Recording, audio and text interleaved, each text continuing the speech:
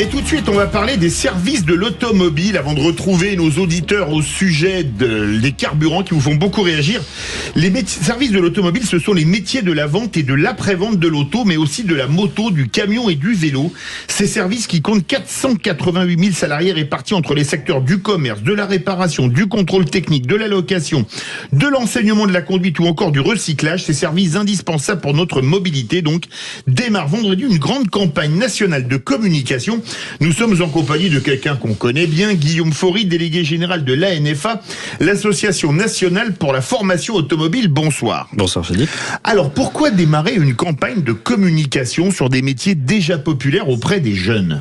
Alors, très simple. En fait, on a besoin de donner plus de visibilité encore à ces métiers et au-delà des jeunes, finalement, aux prescripteurs que sont les parents. Déjà, un peu démystifier ces filières technologiques et professionnelles qui souffrent un petit peu, on va dire, d'un défaut d'exposition.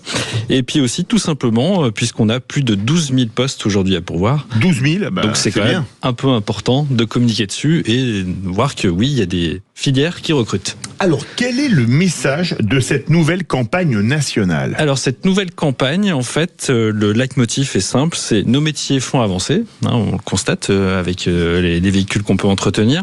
Et on dit, venez avancer avec nous.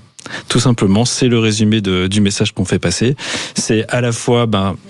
Aujourd'hui, les solutions de mobilité sont au cœur, on l'entend, les auditeurs l'expriment. Aujourd'hui, c'est compliqué de faire sans sa voiture.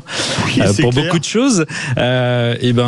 On rejoint, en venant dans notre filière, des métiers qui prennent soin justement de la mobilité de nos concitoyens. Et rien que pour ça, c'est quand même un motif qui peut être motivant. Bien sûr. Alors, pourquoi rejoindre les services de l'automobile plutôt qu'une autre branche professionnelle ?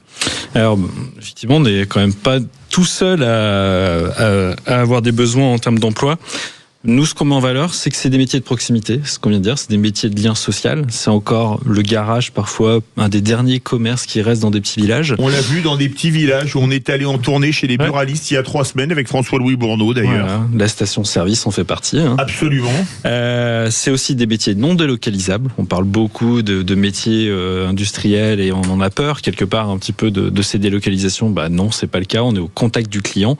Et enfin, c'est peut-être aussi un argument, quelque part, c'est des métiers qui sont peut-être non niables, en tout cas pas complètement, donc moins menacés par l'IA et ces métiers du manuel, et on est là pour les mettre à l'honneur. Et quel conseil donneriez-vous à un jeune ou un adulte en reconversion qui envisagerait de rejoindre vos métiers après avoir vu ou entendu un de vos spots ? Simplement de dépasser les clichés et nous rejoindre, en fait, c'est participer à une aventure collective qui est au service de la liberté de se mouvoir des concitoyens.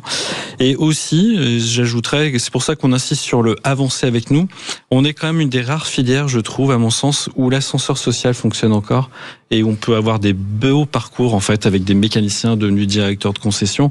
Oui. Donc, et sans forcément de diplôme, puisqu'en fait, on est vraiment sur la méritocratie, sur les compétences. Donc, le diplôme est important, mais le parcours professionnel peut être très valorisant chez nous et conduire à des postes intéressants. Vous avez parlé de 12 000 postes, ce qui est énorme. C'est en particulier, avant tout, quel type de poste ? Alors, essentiellement sur les métiers de l'après-vente, carrosserie, mécanique, les techniciens notamment. Une très grosse partie de nos besoins, ce sont les après-ventes. Vous le voyez, en fait, on est un peu le médecin de l'automobile. C'est clair. Et le délai est quand même très compliqué pour avoir un rendez-vous.